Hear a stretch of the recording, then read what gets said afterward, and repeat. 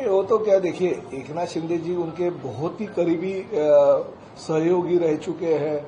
जब आदित्य ठाकरे बहुत ही छोटे से थे, जिनको कुछ पता नहीं रहता था, उस वक्त से एकनाथ शिंदे जी एक शिवसैनिक के रूप में मातोश्री से बहुत ही नजदीक रह चुके हैं। इसलिए वो शायद अभी उनके साथ में नहीं है तो आरोप करते रहेंगे, मगर ये बात उतनी ही माननी चाहिए कि एकनाथ शिंदे साहब 20-20 घंटा मुंबई के हर रास्ते पे, हर चौराहे पे जाके काम करते हैं। आज भी उप मुख्यमंत्री होने के बावजूद भी वो नाले की सफाई करने देखने के लिए भांडू पहुंचते हैं और विक्रोली पहुंचते हैं। हर जगह पे जाके पानी कहाँ पे भरा है, कहीं नहीं भरा है, वो खुद देखते हैं। आज तक इनके कार्यकाल में कौन सा ठाकरे परिवार का सदस्य है जो आया और रास्ते पे उतर के लोगों की उन्होंने सेवा की? आदित्य ठाकरे को ये शोभा नहीं देता है एकनाथ शिंदे जी के ऊपर ऐसे आरोप करना। नहीं, देखिए ये प्रॉपर्टी टैक्स का जो ये है, ये क्या किसी के जेब में नहीं जाता, ये विकास के लिए ही खर्चा हो जाता है और लोगों की भी मानसिकता होती है। हाँ, ये बात जरा अलग है कि पूरा का पूरा एक ही बार अगर प्रॉपर्टी टैक्स होगा तो भार तो होता ही है, मगर उसके बारे में निश्चित रूप से हमारे महायुति सरकार का निर्णय अंतिम निर्णय होगा। अच्छा निर्णय वो लोग देंगे, जाके लोगों को सहूलियत मिले। देखिए हमारे जो इलेक्ट्रिक बस के पुरवठादार भी हमारे बाजू में बैठे हैं। हमारे यही कहना है कि देखिए उस वक्त राज्य शासन ने यह निर्णय लिया था कि इनके कंपनी के माध्यम से 5150 बसेस लिया जाए, मगर अब 1.5 साल होने के बावजूद भी उनके पास से सिर्फ 220 बसेस आई है।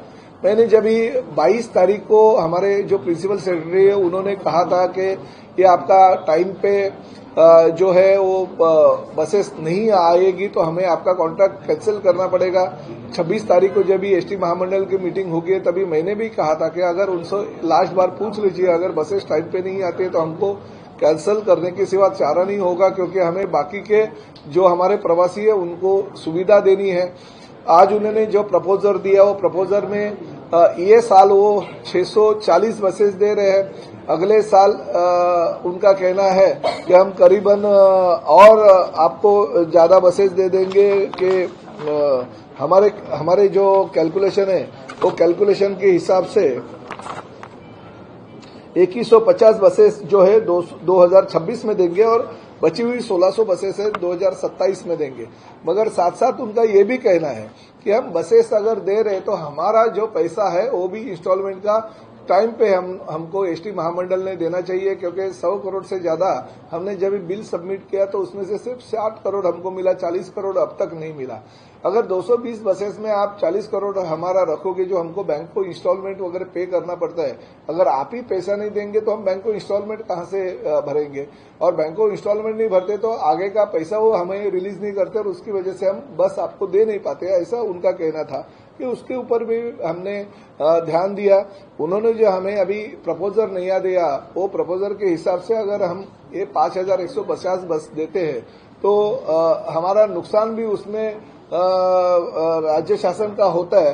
वो जो है 12 मीटर की बसेस 2800 जो दे रहे उसके लिए 860 करोड़ रुपया और 9 मीटर की बसेस जो दे रहे उसके लिए 2350 करोड़ रुपया, ऐसा 200 तक हम ये बसेस के लिए खर्चा करेंगे।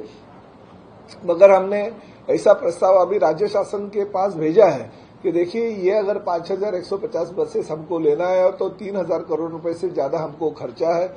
अगर राज्य शासन के वित्त विभाग ने VGF से जो हमने मांग की थी, हमने लेटर दिया, उस माध्यम से अगर पूरा पूर्तता उसकी होती है तो हम किसी भी हालत में बस ले पाएंगे। अगर राज्य शासन हमको ये पैसा नहीं दे सकता है तो एसटी महामंडल तो उनको पैसा नहीं देगी, क्योंकि हमें हमारे कर्मचारियों का पगार और बाकी की जो सुविधा है वो सुविधा के ऊपर खर्चा करने में ही हमें तकलीफ होती है। तो इसके लिए माननीय मुख्यमंत्री महोदय और उप मुख्यमंत्री महोदय के सामने एक बैठक बुलाई जाए और उसके बैठक के अंदर इसके बारे में निर्णय लिया जाए, ऐसी हमारी मांग है। ये प्रस्ताव अभी तक ऑन होल्ड है, बाद में अगर मीटिंग में अगर नहीं होता है, अगर वर्कआउट नहीं होता तो 100% देखिए अगर मीटिंग में वर्कआउट होता है और राज्य शासन अगर जिम्मेदारी लेती है तो पूरी की पूरी बसेस हम लेंगे, मगर राज्य शासन ने 3200 करोड़ रुपए का जो अनुदान हमें चाहिए वो टाइम पे उनको देना चाहिए। नहीं, जैसे दोनों साइड देखना चाहिए। उनका ऐसा कहना है कि हम डिले हो गए वो आपकी वजह से हो गया, क्योंकि हमने 100 करोड़ का बिल डाला था मगर उसमें से सिर्फ 60 करोड़ हमें मिले हैं। 100 करोड़ पूरे मिले नहीं, 40 करोड़ का हमारा जो पैसा आपने देना चाहिए वो नहीं दिया। वो हम बैंक को इंस्टॉलमेंट पे नहीं कर पाए, इसलिए बैंक ने हमारा जो बस के लिए पैसा देना चाहिए था वो दिया नहीं, ऐसा उनका कहना है। तो ये दोनों चीजें होती है, क्योंकि ये जब तक पैसा पूरा उनको नहीं मिलता हमारे ओर से तब तक वो बसेस नहीं दे सकते, और जब तक ये पैसा हमको राज्य शासन से पूरा मिलता नहीं है तब तक हम भी उनको दे नहीं सकते। तो इसका निर्णय तो वित्त विभाग और माननीय मुख्यमंत्री जी लेंगे, इसलिए हमने ये बैठक उनको विनती की है कि बैठक बुलाई है। नहीं, इसमें जिम्मेदारी किसी की नहीं है, राज्य शासन के फाइनेंस डिपार्टमेंट में टाइम पे हमको पैसा देना चाहिए, और जो वीजीएफ की हमारी मांग है वो वीजीएफ की मांग उनकी भी है और हमारी भी है, वो पूरी करनी चाहिए। तो ये व्यवहार जो होगा, ये बसेस लेने का एग्रीमेंट जो होगा वो बराबर होगा, नहीं तो एसटी महामंडल इसमें बहुत ही लॉस में जा सकती है।